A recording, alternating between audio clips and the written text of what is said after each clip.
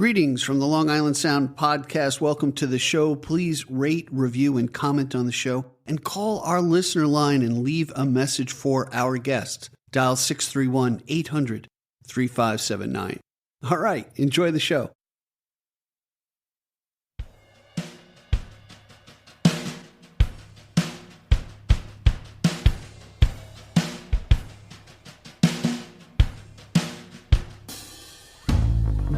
Welcome to the Long Island Sound podcast, where we explore the muse and music from the North Shore to the South Shore, from New York City to the Hamptons, on the island of Long here in New York.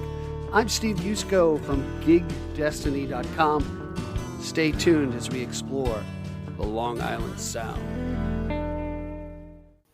Hi, this is Steve Yusko from gigdestiny.com. And over the past several months, I had a growing curiosity about our guest today. I've been blessed to hear him sing and play every Sunday for about a year now.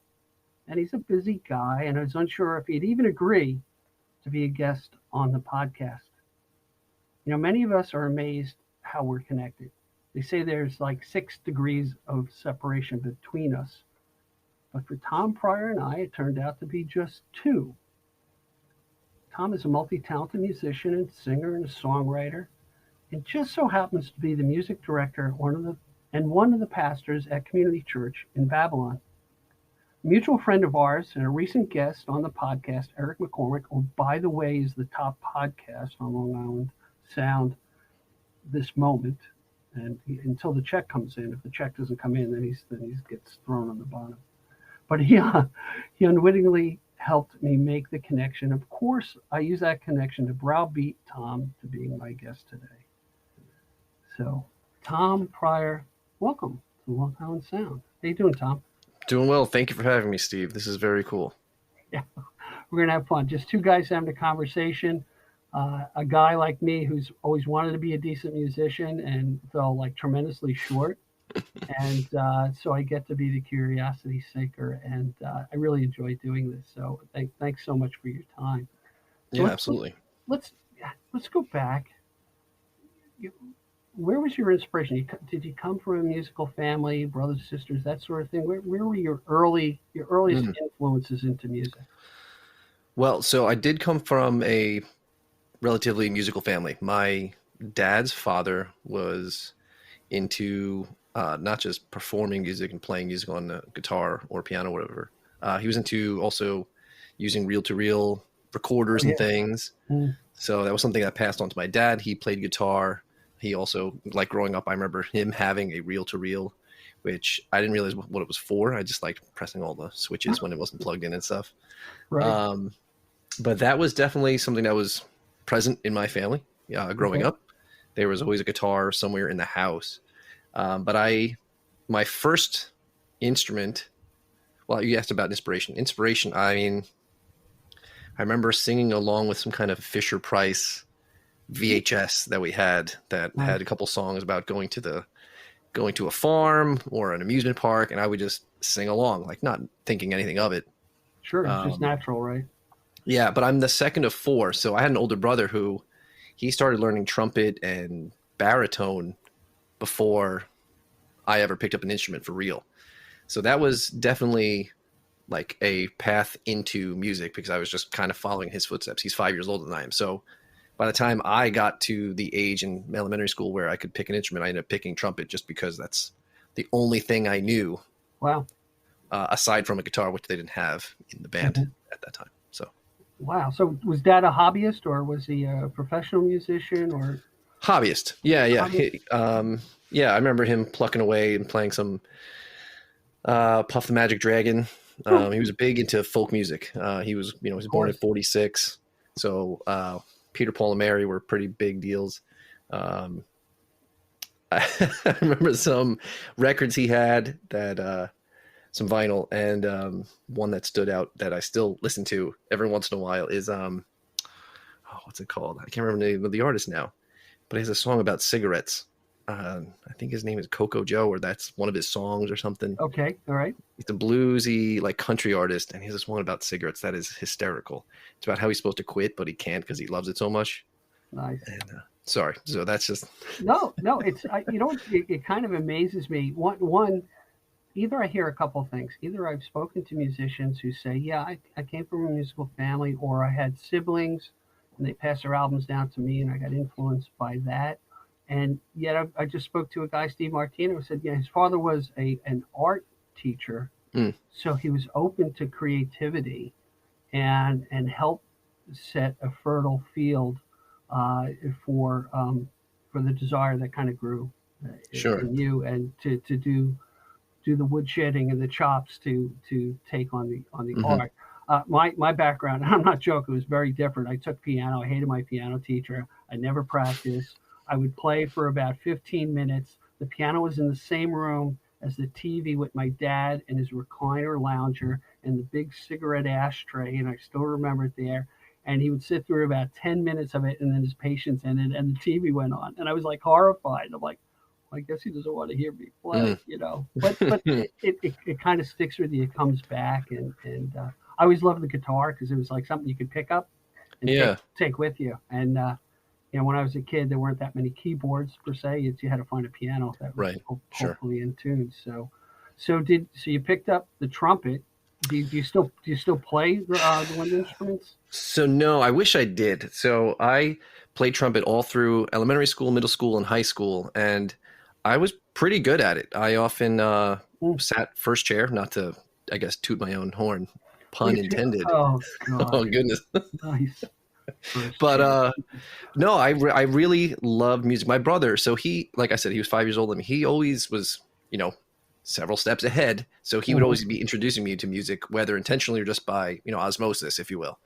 So like growing up, he was the one that was like, he introduced me to, I don't know, Hootie and the Blowfish, Yanni, which is, I know, like totally different genre. Oh my God. Yeah.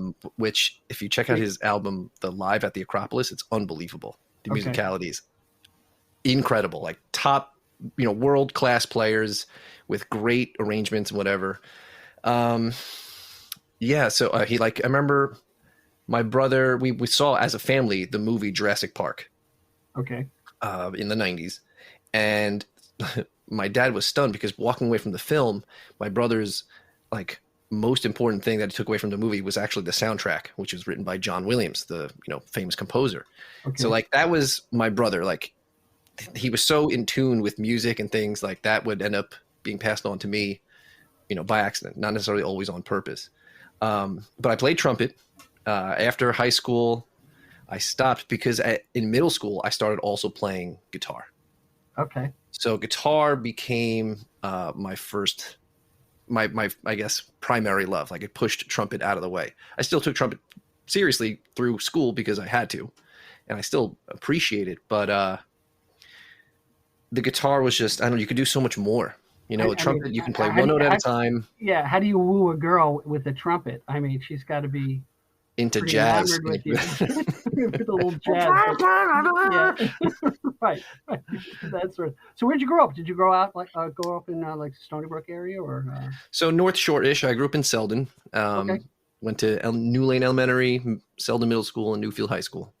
great. Now, all right. So now you've got this fertile field for your music. Did you study music? Did you go to college and study music there, or where did it go? Where did it Sure. progress from there?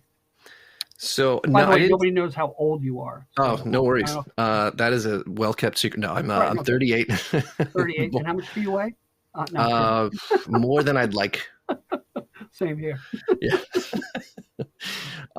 So let me actually back up a little bit. So in middle school, I start my brother comes to play here. We had a PC at home that had music notation software. I think it was Okay. called MIDI Soft for MIDI and software.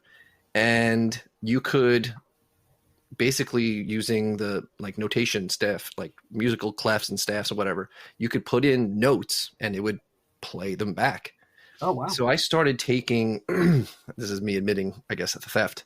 I started taking leftover music that kids would leave in the music room Uh, and I would take it home. So I would punch in all the notes to the songs that were like for me. And then I would also put in like, okay, if I had a saxophone part, I'd put that in. And I know the tunes from practicing it at school. And then I try to and I realized that it didn't sound right when I put them in the computer because certain instruments were in different keys. So like the trumpet's really a B flat instrument. So what is a C on the trumpet is actually a B flat on the piano. So like I learned how to, sorry, go ahead. I'm with you. I'm sorry. So I learned to okay, I had to transpose the notes. And then because of seeing multiple instruments at the same time, I learned what harmony was. So like if somebody was playing a C and then somebody else was doing an E, then a G, well, those three notes make a major triad. And so that started kind of happening in middle school. And that's where like my music theory was kind of fostered by plugging all these notes in with a mouse. Right. By hand, if you will. And it was fascinating. I started literally composing nothing special, but I started composing these tunes via the software because I just found it so incredible that I could put notes in and then the computer would play back music for me. It's amazing because it's an interesting tool that you use to help train your ear. And I've spoken to a lot of people about that. You can get the mechanics down, but you have to have the ear to know where you are and where you're going, especially when you take it to a different level. So that's interesting how the technology played a role for you then. All right, I got to ask you this. You spoke about your brother. I got to ask you this question. All right, is he in the first chair or are you in the first chair musically? Probably me at this point. All right, excellent, nice. Oh, good. I want to start that tension. But your brother's still around? He is. Well, he's in North Carolina. Okay, so he can't get to you. So we'll say what we want about him because this does go international. Just so you know, what's his name? Great. His name's James. James Pryor. That's correct. Okay, James Pryor, second chair. Tom Pryor, first chair. Just want to put it out there. And I'm sure he agrees somewhat. So that's kind of cool. Yeah. I mean, credit goes to my parents and my brother. And, so around the same time as the guitar learning, the music notation, experimentation, I started also learning songs that, worship songs from the church that I was going to at the time. So all of these things were kind of happening at the same time. And then I started, while learning guitar, we started jamming as friends. Ooh, sorry, just hit my microphone. I started jamming with friends from high school. So one was a drummer, one was learning bass.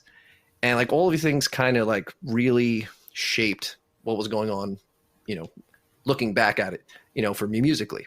Yeah, how everything comes together. Yeah. Yeah. I find it really interesting. Hey, you know what? Let's just take a short break here. Sure. And we'll be right back. Stick with us. We've got more things to uncover about Tom Pryor. This is your life. Be right back. Are you a singer-songwriter who wants to take your music to the next level and you need some professional musicians and really that expertise to help you along? Well, check out Melts in Your Ears Studio. It's Mike Nugent's studio. If you like what you've heard here today, Mike's the guy who can make the connections, put the tracks together, and give you a quality product. Check it out. Hey, welcome back, everybody. You're listening to the smooth sounds of Tom Pryor. This is Steve Yusko with Gig Destiny, and I'm really happy to have my guest, Tom Pryor, here.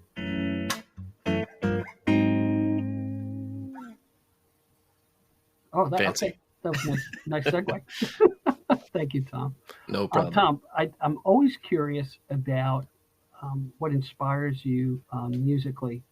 First, maybe as a young man, what groups, any particular artists that really inspire you, and then what kind of tickles your fancy nowadays? Yeah, so I have an appreciation for classical music because of playing trumpet and playing in the band. So I still very much enjoy that kind of genre, but I don't listen to it actively. Mm-hmm. But around when I was a kid, like a teenager learning guitar, I mean, Eddie Van Halen was my guitar hero. Mm-hmm. I first heard him because of my dad's brother, my uncle, who was a big, music fan in general. But yeah, I mean, Eddie Van Halen's guitar just spoke to me. I feel like his solos had a very vocal quality to them, even though there was times where he'd play like a trillion notes per second, doing that kind of Right, stuff. right. A lot of the finger There's tapping. Oh yeah, but there was something like it was just so melodic. It wasn't just a flurry of notes. There was some. He was like there was a voice there that was coming through. So is So that now to a knucklehead like me? So it's more like his phrasing kind of caught your ear, or how would you define it? so when he does two different ways. So when he does Ooh, like he would almost make the guitar sound like it was laughing at times. Like when he was in the David Lee Roth era, there was a lot of like I don't know, yeah, tongue in cheek, not tongue in cheek, tongue in cheek type of songs, like a mm-hmm. little, not gimmicky. What's the word I'm looking for? Little like had a little smirk to them, I would say. Yeah. So his guitar, he would like make it like it's like a very bluesy thing, but he'd make it sound like it was laughing or it was. Then when he started using the whammy bar a whole lot, he'd like do the hoarse whinny kind of thing. I Oh, don't know. sure. It was just so out there. I was like, man, he's making the guitar do things it was never meant to do. Kind of like what Jimi Hendrix did early on Yes. when McCartney and the guys would see him in the UK, and they're like, even from the Who, Pete Townsend's like, Hmm. what the heck are we Yeah. we're horrible compared to what this guy is putting Right. out, and it's This just, guy's changing the game. yeah, it's Yeah. just that kind of admiration. And I got to point this out because I was thinking about this earlier Sure. when I spoke to Eric McCormack and said, oh, hey, yeah, Tom, he was in your group and we were talking about you. And what's interesting, and I just kind of picked this up, when other musicians talk about other local musicians, it's either one of two things. It's kind of dualistic to me. It's like, oh yeah, I know him. Oh, I know her. Or yeah, they're really something else. They're very, then it comes out. He said, yeah, this guy's a talented guy. This guy Oh, really that's so cool. knows his stuff. So I said, oh man, I'm getting him on, and I hope I don't have to pay him to be on the podcast. That's the second one that I had. So anyway, Well, so I that's digress. awesome. I mean, that's high praise because I listened to the whole episode and everything you said about Eric. It's on the money. He's a great singer. He's a great songwriter. He's a great player. Obviously, he uses technology while he's playing in a Oh, amazing. fantastic fashion. I mean, that just all vocal rendition of "Don't Worry, Be Happy" was incredible. So But I noticed there's something about the both of you, and my opinion, you can't fake joy in performance. You just mm, can't fake it. I've been on the other end where we were in a group and there was so much tension in the group that people came up to us and said, "The sing is really good. Why do you guys look so miserable?" Uh, mm, yeah, in reciprocal to that, your performances every Sunday at community church is a great across the board. I could see that joy. Same thing with Eric. Eric yeah, is one of those guys you go, you know what? He may miss a note here and there, which he doesn't, but man, this guy loves what he's doing. sure, And that radiates yeah. out and brings that's a joy that's infectious. So, Well, that's cool. Well, I mean, that's kind of what we want to have happen with the yeah. music at the church. Hmm. One of the things that I talk about with the band, I mean, maybe we're jumping categories of topics That's of okay. conversation or whatever, but Free flow. um, one of the things I want to communicate to the band members is that I don't want anyone, including myself, to take us individually or even collectively too seriously. I Mm, want us to take the music seriously and what we're trying to accomplish, but like we can be light on our shortcomings. If we make a mistake, it's whatever. I don't want us to like be so petrified of failure in any sense. right. I'd rather mess up a note here or there if we're having a good time. And you know what Um, that does? That what you allow the group to do is that where appropriate, the freedom of expression to emote and have the vocals come from the yeah. soul as opposed to from the voice box. Yeah. Well, I mean, with church music particularly, I mean, it's meant to be authentic. So I want that to come through. I would hate for the seriousness of the performance itself to like hinder the expression. Right. And there's so let's talk about quote church music Sure. because depending upon your tradition, it means different things. And I'll give you a couple examples. So I was Cradle Catholic, or I am Cradle Catholic still consider myself Catholic, although I attend community church, and it's amazing, joyful. Uh, and having been in a choir, and on the other end of it, the participation from the congregation was very limited, very limited. And yet, I had this great experience in an African American church in West Baltimore. And same feeling I got going into community church, very welcoming, very happy people, and a joyous expression of worship that was unmatched. It was so unmatched to my experience that I asked my wife to drive home so I could write a blog about it. That's how much it. That's Wow. how much it hit me, because I saw a contrast and a reality of, hey, you know what? They're praising God, and it's coming from the heart, and sure, but it was great, and it was inspirational. There's no other way for me to put it. Um, tell me about your experience with worship music, I guess. Sure. I mean, there's all different things that it's called today. Yeah. Um, So, so I grew up in my family we were a Catholic church family mhm, initially. And then because my mom started attending a Bible study with one of my dad's sisters, my aunt, at a Protestant church, my mom started to prefer that over the Catholic service we were going to. And eventually she somehow got my dad to go, which I Well, had told you earlier. He thought he was going to, be struck by lightning for betraying the church by going to a Protestant service. But both of my parents found that the service was more vibrant.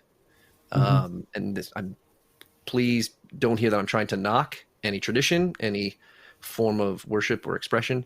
But for them, there was something different that they didn't realize they were missing until they went to this service. right, right. So I was a young kid, maybe 7 or 8 years old when we started attending Mm, the Protestant service.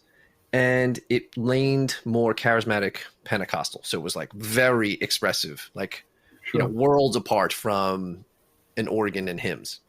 Hmm. That's not to say we didn't do any hymns, but that was, that was very formative for me because the worship there was exceptionally expressive. And sometimes they would take, I would call them like rabbit trails now, but like a song that was meant to be, 4 or 5 minutes could become 12, Hmm. 14. And it wasn't just we would sing the chorus or the bridge, 75 times. It became like there would be a part where the singers, with the worship leaders, could kind of lead the congregation in a new song, still using that particular tune as its like bedrock, as its foundation for this new impromptu, you know, song. Right, So right. that was really, really something for me because um, I don't know. It gave me and the other teens that were part of the youth band at the time the freedom to explore and be expressive in that manner. Um, some would say that we were, relying very heavily on the Holy Spirit to lead us to lead the congregation, if that makes sense. So, Yeah, no, it absolutely makes sense. And what's interesting, so we did an experiment. We did a contemporary Christian group, an ensemble at our parish. I'm telling you, it was fought against tooth and nail by a particular music director who felt this is not our tradition. This is real, this is popular music. This is so on and so forth. We were fortunate to have a pastor say, no, we're going to do it.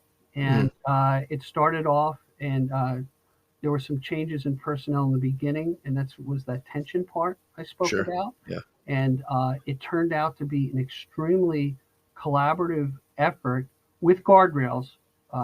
So there were guardrails of, okay, how do we approach this? One I thought was kind of interesting. Maybe it's something you adopt. And I think we spoke about this once before. Is you're not there to entertain. You're there to encourage worship from the Hmm. congregation and pull them along with you. Right. It's very easy for that to go to a singer's or somebody with an entertainer's background's head to say, okay, the light's on me and here we go. And we had that happen. Sure. and it kind of changes things. We also did something interesting. Well, I thought was interesting, was different. Was we had certain restrictions on what we could do during the mass, but then there were songs that were great songs that you can interpret as worship songs that are popular songs that we did as a prelude before mass started, Okay. before the service started. That's how we got around the rules. One of them was Bob Dylan's song "Make You Feel My Love," and if you listen to the lyrics of that tune, it's actually, and think about Christ's passion. Okay, who else could crawl down the avenue? Who could love you for more than a million years? Mhm. So I would actually say that, so no one thought, hey, they're singing Adele, and then the fire and brimstone starts coming down. But what's your experience as far as the songs you pick, how you approach it? What's your formula, I guess? And it's a very tight formula. We know what to expect when we go to a service at Community Sure. Church. Yeah. So I mean that has evolved over the last. I mean, let's say I've been doing this since I was a teenager, so over 20 years. So when I was a kid, we often just picked songs that we wanted to do, and that was it. Right, right. Um, and then No as highway to hell. Highway to hell, though, right? we would want to jam out to it. Listen, Sorry, bad joke. it's totally fine. I mean, listen, ACDC. Everyone needs some ACDC. Right. But for where I'm at now, we have, just to talk about the church. So we have a mission, and our mission is to change the way people think about God. And we want to do that by being a church for those who don't go to church. So with music, it's kind of tricky because the songs are not necessarily for those who don't go to church, right? Like the Right, songs are sure. meant for Christians or believers or people at least curious or on the verge of believing to give praise to God. So while we're not going to change the lyrics to make them like very vague, Hmm. we want to present them in a way that is more approachable. So we will choose songs that fit a relatively, popular type of genre. So the Hmm. songs, don't lean super heavy gospel, which I love gospel music, but we don't do that because it's not always the most approachable for Hmm. the type of the people that we see in Babylon, in the Babylon area. We don't do, anything that's too modern, whether it be, super electronic or, Or very uh, the ballad, the Christian yeah, ballads type of things, right? yeah. So there's, Nothing, I mean, nothing against that, but yeah, not at all. that's a concert uh, song, in my opinion. Yeah. So we try to pick songs um, that don't say that, okay, we want them obviously to be biblically accurate. That's Right. important for us. We also want them to typically highlight God's goodness. Um, that may include the topics of things like salvation, forgiveness, mercy, God's grace. Um, we try to avoid songs that bring up topics that we have not maybe explained or that need explanation. Some songs, in my opinion, require explaining a lyric or the story that it pulls from. There's a great song. I love the song. It's called "Do It Again," where the bridge refrain. It's like, I've seen you move the mountains. I Oh know yeah. you'll do it again. Great song. The first verse talks about how I've walked around these walls. I expected them to fall, which for the building we're in, maybe that's appropriate. But it's a reference to the Israelites and the walls of Jericho, Jericho, which sure. Yep. if you are not familiar with that story, it's a weird set of lyrics. If you are familiar with it, like even if you don't, you may not even make the immediate connection to that. And you're like, what is this song even Where's talking it about? going? Yeah, Yeah. exactly. So when we've done that song in the last, almost year, I would just skip the first verse. I follow you. Yep. So that's like kind of, we So wanted it to, would be so off-putting. Yeah. Or yeah, if confusing, or setting the stage for confusion. Right. right. I'd rather people be confused about how much we're celebrating God's goodness than like a a song that borrows heavily from a story in that scripture, you may you not know? connect to. Yeah, Yeah, what's interesting about what you guys do, and I approached this in my previous church. I'd go to who was ever the priest or deacon was preaching that day and said, what's your theme? And you know, and of course I would read the readings for the previous sure. for the next thing, so I get a thing. And when we did our practice, like, we're going to tie into this theme, no matter what they preach about, because this is going to point to that particular scripture point, which did two things. One, it got the group into the practice of reading the scriptures before the service, which we're all supposed to do, not all do. So it was a great practice, and it also generated a lot of questions. What I like, and I just want to comment on community church just really briefly, is this is a guy coming from a different tradition walking into community church. And when I first heard Lou preach and you preach, you do wonderful. Both of you guys are amazing. I looked at it and I said, this is like a Sunday TED talk, because it's a series. And I mean that with gratitude, I by the way, appreciate it. in that I have a series that I'm looking forward to over the next few Sundays. I'll talk about my brother-in-law. My brother-in-law, who's not a churchgoer, is going. He almost every other week. I really got something, and then it's something we discuss. We never did that before. Wow. We went out of obligation. I'll get off of the It's all good. pedestal heel, but it's all good. And the music tie-in is a great bridge. I mean, look, outside of church, I think a lot of us have spiritual experience when we listen to some people. It brings out emotions and stuff, and helps us communicate things that we may not speak to each other. And Hmm. that's what I love about the beauty of music. I love that about people who, like yourselves, who studied and bring this out and take it in a different direction and go out there and help me cope with my emotions. Whether it's, no, seriously, good, bad, Yeah. sometimes, like you said, sometimes you just got to play AC/DC to get it out, and that could be spiritual. No, boy, no, it's not lightning out. Okay, I'm good. Hey, listen, Tom, we're going to take a short break, and we'll be right back. Stick Sure. with us. Hi, Steve Yusko from Gig Destiny here. Well, as you're probably listening to this podcast, you're probably thinking about that musician who would make a fantastic guest here on the Long Island Sound. Well, we'd like to hear their story. We'd like to hear their music. So have them reach out to us at gigdestiny.com, and we'll explore their craft. Now, back to our podcast. Hey, we're back, everybody, here with Tom Pryor as he plays some beautiful melodies.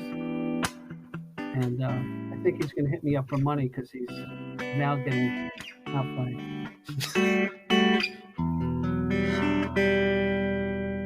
Man, I'm having you on every podcast. You're going to be like, my band. If it's successful, it'll always be successful if you're with it. So thank you Oh, for that that. is too kind. So, so I got to tell a secret. So when I was talking to Tom about this podcast, I don't know what I can bring to the table. The typical humble guy, and you are a humble guy. I'm not making fun of it a little bit, but everybody always wonders what they're going to bring to the table. And lo and behold, before the podcast, he's got these two beautiful songs he's written. So, Tom, tell us a little bit about the first song, and then we'll Yeah. jump right into it, and then we'll talk about other stuff. So I appreciate that. I don't consider myself a accomplished songwriter by any means, but I find that when I have margin is when I tend to do my most of my writing. And I find it very hard to write songs that aren't real to me. Some people can create Oh, these in the fictitious, first person, yeah. yeah, people can create these fictitious stories, and I'm always amazed by them. I can get into a bunch of artists, but let me not go there for now. So usually my songs revolve around two things: my love for my wife, my love for God. And Nice. so I guess the song that we're going to do first is a song I wrote for my wife. All right, before you get into that, Yeah, I got to sorry. ask you this, because Sure. this just came to mind. When is the first time you sang to your wife? Like only to her? Yeah. Oh, I don't know if I've ever. Well, it doesn't have to be only to her, but directed to her. So the first full song I wrote was a song for her. That I must have been like Oh my God, you're so 19. romantic. Listen, I didn't have much mojo, so one of the things I could lean on was my ability in music, and that was You know, that's my curse. I have too much mojo. And, you know. Debbie told me that. Yeah, right. that wasn't Debbie. Oh shoot. Oh man. So anyway, I'm sorry. Yeah, it's all good. No, that's funny. Uh, so yeah, so I I'm gonna give you a little story. So yeah, I wrote this song. I don't remember many of the words. I just remember there was this cool line that I had. It was like the hook was "You keep me breathless," and it went like something like that. Mm. And I went to go record it at some studio, and the day I was supposed to go record it, it had snowed like a foot. Okay. And I told the guy I will shovel his driveway to get there and record it. Wow. And yeah, that's how much I. All right, can I tell you my wife's story? Sure. So the first time I ever sang playing the guitar in public, I did a satirical song for my wife's 50th birthday, which was a surprise party. Okay. The amp broke, so somebody had to bring me a spare amp. My daughter was 12 and she sang along with me, right? And I learned a couple of things. We did okay. One, don't start singing a song when they put the food out because totally distracting. And I literally had my mother-in-law standing in front of me eating a chicken leg saying, "Is this song about me?" And the horror in my wife's eyes as I was singing this Queen of Her Dreams song, which is based on a Everly Brothers tune because I stole those notes because it was easy to play. The look of horror on her face was priceless. So probably a little different than music you wrote. Well, my wife hates being the center of attention, probably like Debbie, I imagine. So yeah, right. And I like that because I like being the center of attention. Yeah, it works for us. Yeah. Who's going to get in front of my limelight? Hey, move over, honey. You know? That's right. Yeah. Before we go off in 30 tangents, tell us. It's all good. It's all good. Do you have any audio or video recordings of that performance? Thank God, no. I do not.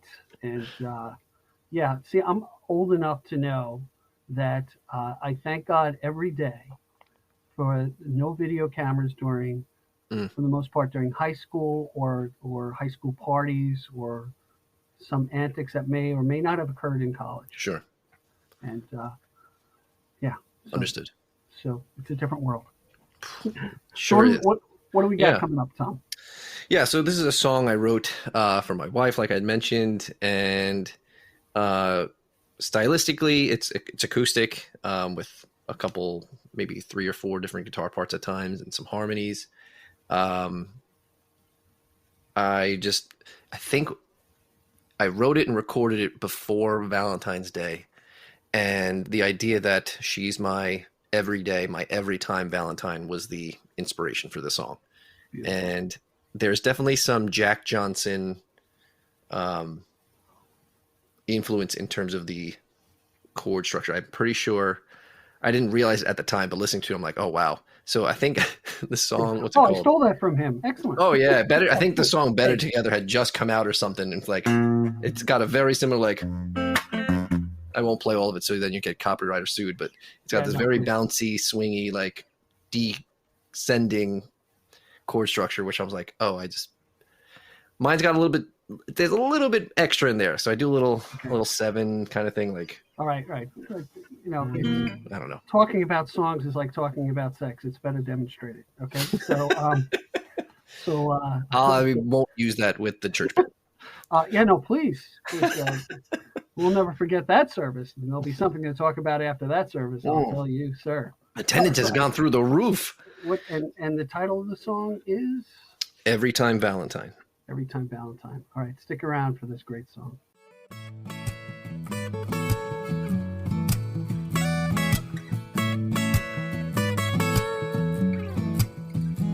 You're my rainy day hideaway, intimate, safe and warm.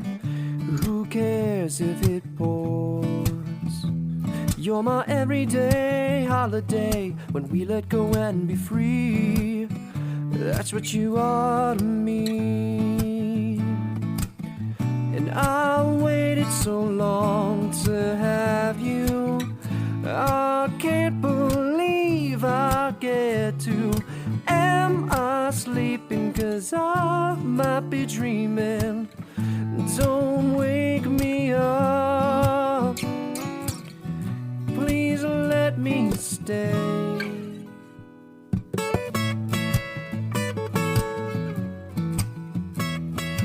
Anytime is a good time to let you know how I feel. All the time seems ideal. Love divine comes to mind when I have thoughts of you. I might be hooked on you. I waited so long to have you. I can't believe I get to.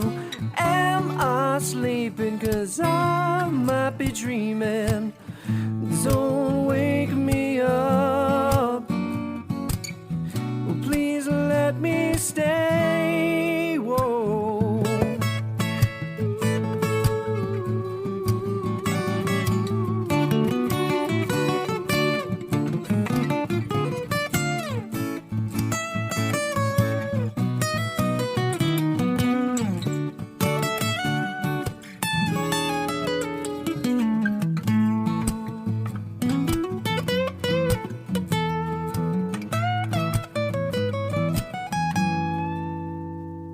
It's hard to be, from what I see, confident in love. Some love's a silly game where the heart is torn apart. Can I be your every time Valentine, the one you can't wait to see? That's what I want to be, yeah. I waited so long to have you. I can't believe I get to. Am I sleeping? 'Cause I might be dreaming. Don't wake me up, honey. Please let me stay. Whoa, whoa. You're my every time Valentine. Every time. Oh man, that was a wonderful song, Tom. Let me tell you. And I'm never going to play that for my wife because she'll, Thanks. she'll just have that look of regret that I see every morning, when she wakes up.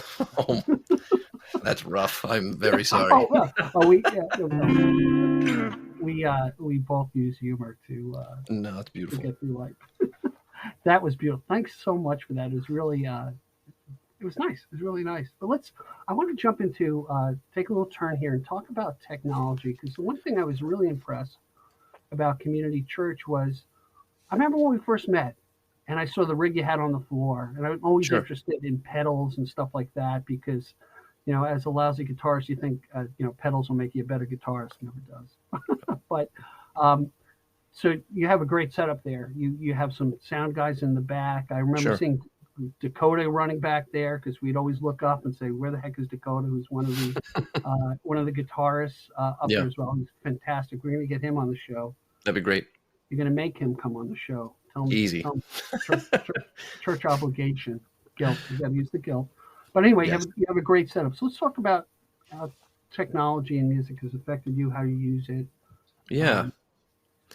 Well, so obviously I mentioned earlier, like the computer was so important in my development as a musician. I mean, that using that taught me so much about rhythm and harmony. I mean, it was like a workshop in music theory for me, Gotcha. which that has, opened not just doors up like opportunities, but like it's really helped me understand music and see patterns that I would have not have seen without it.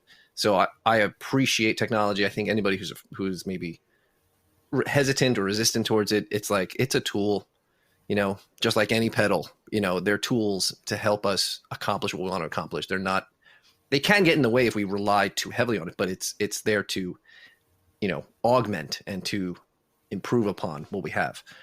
So I have been using technology in my stuff, like my, you know, gigging career, in my church career, and everything. I try to use the best that I can. Mm-hmm. So you had mentioned my pedal board. I've been using a Line 6 pedal board for a really long time. I mean, I grew up I bought a Fender amp, big, loud 212 speaker Fender amp. Mm-hmm. But they're hard to keep under control because one is often loud enough and the thing goes up to like 12. So I started using Line 6 stuff because it can emulate a bunch of different amps, a bunch of different pedals, and the sound quality has been improving over the years that it's so good. Like, I have not ever looked back. Mm-hmm. It just accomplishes everything. Like everything you're hearing from the guitar right now. I'm playing a real guitar. It's plugged into this thing. It's got, I mean, just in terms of effects that I'm using just for this one sound, it's got noise gate, a volume pedal, a compressor, an overdrive, which I'm not using for this, an amp, which then I also have another compressor, the speaker cabinet, 2 delays, and a reverb just for the guitar. And then also my microphone's running into here as well, you know, because I'm using the board as the interface to do the podcast. And it's amazing. It's a Line 6 Helix, and I love this thing. Very happy with it. And it sounds great, and you can set it up so that, you know, every song that we do, which is in a different tempo, I have a different setup for each song so that I just click to the next thing and it's automatically in the right tempo. So all the delays that are timed, it's just perfect. And it takes time to understand it all, but once you get it there, man, I've never had a tube fail, you know, because there's no tubes. Your whole world is opened up. I'll never forget the time I was watching this band, and I always try to talk to guitarists when they're taking a break. And I looked at this guitar, and he had a network connection to it. Must have been a Variax. And it was, and he goes, this guitar on the dials on it could change it from a Strat to a Gibson to emulate all these different things, and then including different amps. And he was by trade a guitar luthier, and he goes, almost the instrument doesn't matter because the technology can emulate many things. And then on the other extreme is I remember talking to my buddy Mike, and he uses very few, and he's more of a purist, and that's where he grew up. And then I think you can reach generationally some technology barriers where it's, you know, at this point it's too much for me to take on. You know, and I see that with computers and technology. Yeah. Where, some people just, you know what, that's beyond me. It's a lot for me to tackle because it can seem overwhelming. And to be honest with you, I've used pedals, and I have a looper that I haven't practiced with because that's a certain art, and Eric does that unbelievable in an unbelievable way. And you know, it's that it can be overwhelming. It's a lot to tackle. Sure. Know? And I was under the fallacy that it'll make me a better guitarist. It doesn't. I mean, crap in, crap out. You know, you filter it lots of different ways. Well, you know what I mean. Yeah, absolutely. I mean, so are you familiar with a guitar player named Tom Morello? He used the guitars for Rage Against the Machine, Audio Slave. I saw him do Jode, the song with Bruce Springsteen, and it was what was the name? I can't remember the name of the tune, but he does like the solo. It was unbelievable, and I saw the video about it was different than when he practiced it before, when they did the sound check, and he went in some direction where it sounded like a police car coming up on a homeless guy. Really, like Hendrix, it really drove it home when Hendrix did the Star Spangled Banner at Woodstock, and sounded like, you know, the choppers coming over Vietnam. Yep. I bring him up because I might get heat for this. He's not the greatest guitar player. Now, he's the right thing for Rage Against the Machine, and he's the right thing for Audio Slave, and but he was like, I mean, there's interviews with him in it where he talked about he was more than just a guitar player for the band. He was like a DJ, trying to create like record scratches and things. So he's very creative, really innovative, and he would find ways to make the guitar do things that, it wasn't necessarily designed to do. And he would also use effects pedals. So what I bring that up because he was going to find ways to make sounds out of the guitar it couldn't normally do, even if he didn't have pedals. So like the pedals became just another way to achieve that goal of sounding not like guitar. You know what I mean? So, if a person is like, if their thing is all acoustic, all analog, I have no issues with that whatsoever. I think that what my pedal board does for me is that it helps me achieve the sound I want to achieve. If I'm playing acoustic, I don't necessarily need all of this stuff. But if I'm playing electric, particularly in like church, the genre of church music that we do, there's a lot of layers of delays and ambient reverbs, and I can't do that without the pedal. You know what I mean? Right. For me, I'm jumping on your words. I apologize, but I guess my analogy that comes to mind is I look at acoustic as a walk on a trail in a forest or along a beach, and Rage Against the Machine is the Indianapolis 500 or drag race that you're pulling out the stops. Totally different feel, both are right for that type of enjoyment, but the Rage Against the Machine can go in that direction because they can make their engines as loud and guitars squeal and all that, and there's freedom in that. Yeah. And sometimes when you have the guardrails on, there's a freedom in that too, in a different way. So it's kind of interesting. Sorry, did I jump? No, it's fine. So go ahead. Nope. You're the guest. I'm here just interrupting you a lot. Yeah. So, one of my favorite guitar players of all time. His name is Andy McKee. He plays primarily just an acoustic guitar. Sometimes like a baritone acoustic or even a harp guitar, which has like a huge low bass string, so he could like hold a low drone note and play stuff up top. And it's incredible. And I've, you said like a walk in the forest. I would use his music to study to, because there's no lyrics, and I would just get I almost like the music became invisible, which sounds kind of like I don't mean to like degrade or demean his music at all. I know what you mean. It becomes part of the environment that you're in. It was and it was very comfortable. A brook that's along your trail. But his stuff is, if you ever check him out, Andy McKee, his stuff is incredible. He's also very talented. Like he does things on the acoustic that I could only dream of playing. Well, it's interesting you say that, because what I've realized in podcasting is we list chapters of the different things we talk about. Okay. So all the people we spoke about, if they're listed and we can get more information out to our listeners with a link or an image and a link, sure, we're happy to do so. And it's just great. And that's why podcasts are so good, because they're so niche into what we're talking about, but then we're able to open up other worlds to people, just like you did for us. So I really appreciate that. Very cool. What I like to do is you brought another original song for us. I want you to talk about that, and then we'll listen to that, sure, and then we'll do a little bit of a wrap up. So what do we got coming next? Yeah, so this song is an oldie for me. It was written around 2005, 2006. It's a church song. It's a worship song. At the time, I think the message series had to do with like how, we're like boats trying to navigate the ocean of life. And the idea was like, we look to God, right? He is our lighthouse. He is our navigating stars. And so I wrote this song that had to do with all that stuff, and how like we don't necessarily look to just like the stars to navigate. That's kind of in the chorus. We look to the one who holds the light, who is the light himself. Very good.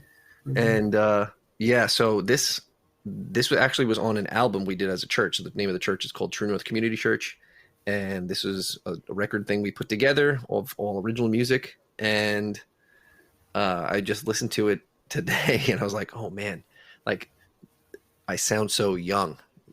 Right, right. This Yeah, is like, yeah, this is going 16, 17 years ago. right. And no, is that right? No, my math has got to be off. That's right. I'm not good at math. It was No, that's it. 2006. Yeah, Oh my gosh. yeah. Yeah, Hey, it's better than no, not that's growing right. older. I'll tell you that, I brother. guess. All right, what's the title of the song? And we'll jump right into it. Who holds the light? Who holds the light? Take a listen.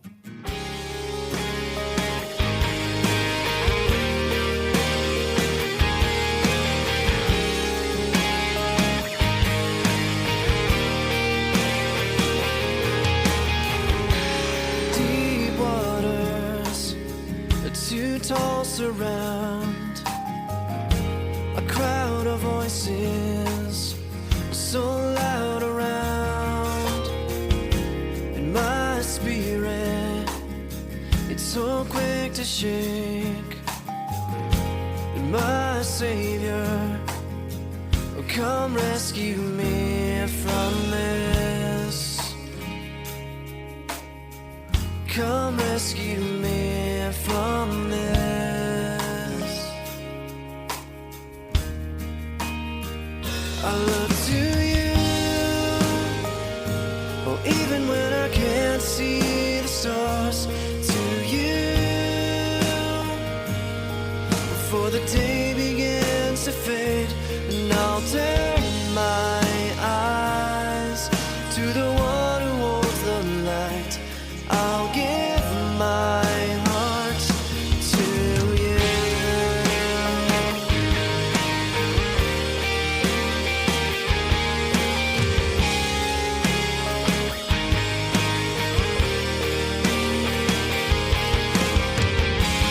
Deep waters will never drown the awesome fire of Jesus renown. Can't you hear the angels sing? Do you feel us worshiping? And I know you are my God. And I look to you, even when I can't see the stars. To you, before the day begins to fade, and I'll turn my eyes to the one who holds the light, and I'll give my heart to you. I can hear your call. I'll give you all that I am. Don't let me fall. Hold on to my hand. I can hear your call. I'll give you all that I am. Don't let me fall. Hold on to my hand. Don't let me fall. Hold on to my hand.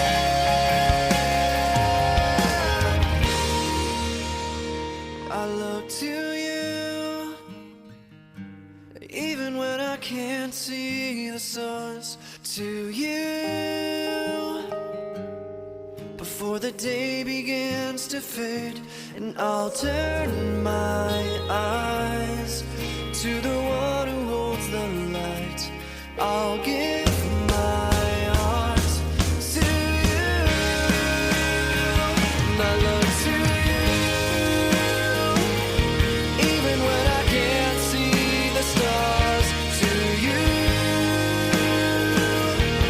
before the day begins to fade, I'll turn my eyes to the one who holds the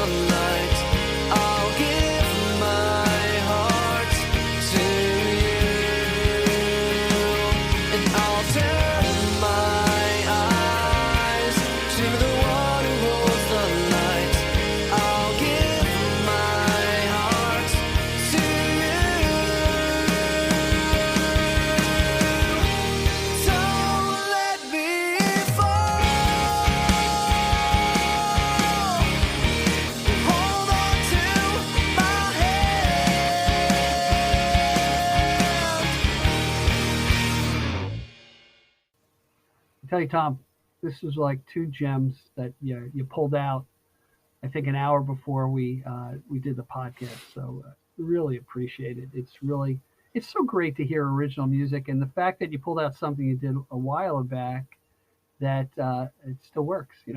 Oh, I appreciate it. Still a great tune. It was yeah. So it tied very heavily into the theme of the messages we were doing as a church then. But what was really cool is like all of the people on that record are buddies of mine, like people, oh nice, friends, and we recorded in a friend's studio. He's a rather like well-known mix engineer now in LA. Oh. His name is John Castelli. My buddy Sean Power, he owns a studio now in Nashville. Let's plug these guys. Yeah, absolutely. That's Hilson Studios in Nashville, Tennessee.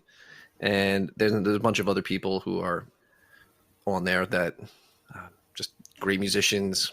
What I find interesting, as a church, you came together and say, okay, we're going to do an album of original songs. And when you have like a goal and a mission, it's amazing what you can get accomplished. They obviously recognize that you had the guts to pull it together, Yeah, we were. So that was a church plant that started in 2005, and so we were, when that thing came out, it was I think 2007. Church plant? When you mean church plant? Sorry, it was a new church that started in 2005. Gotcha. So we were a young church. Like we weren't like some big mega church or anything, but we just happened to be like a lot of the musicians. We were in our early 20s at that point, so we had a lot more free time. To dedicate to music in general, but also to like work on this thing. Like we actually took a retreat. Nice. A family friend had a house out in Montauk, so we just used there to write, to critique, and that's great. That was the only like full album we ever made, because as we got older, life got busier and whatever. That's a reoccurring theme here on the Long Island Sound. Many musicians where life gets in the way. You're fortunate that you're able to continue with your craft and ministry. It's a ministry, really. I appreciate that. And you bring the gifts that God gave you out to people, and you share it. So it's really good. And I always kind of end my podcast this way, and my friend Bob Murray told me this, and it was told him by Joe Torre from the Mets. He was volunteering at a function, and he's like, "Oh, it's nothing." And Joe Torre stopped him and he said, "No, Bob." He goes, "We can account for what we own. We can never account for how much time we have."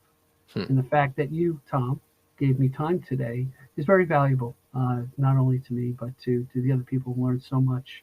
And I could see a lot of giving in your future and a lot of things to share. So as I'm saying my goodbyes, and I thank you, Tom, why don't you just lead us out with a little something?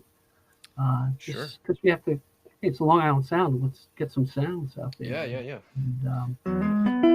And again, I want to thank my guest, Tom Pryor. I invite anyone in the Long Island, Babylon area, come check out Community Church. You'll be inspired and amazed.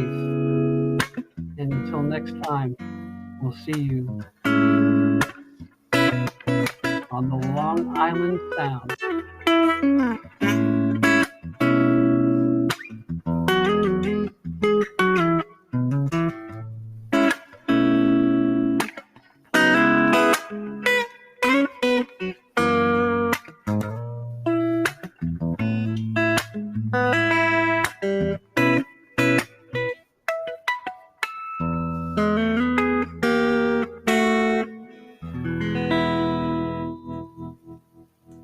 Beautiful. Thank you so much, Tom.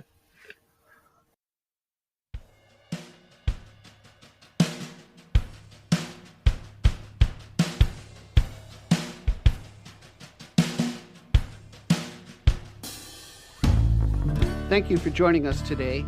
I appreciate the time you spent with us. Please subscribe and comment and visit us at gigdestiny.com.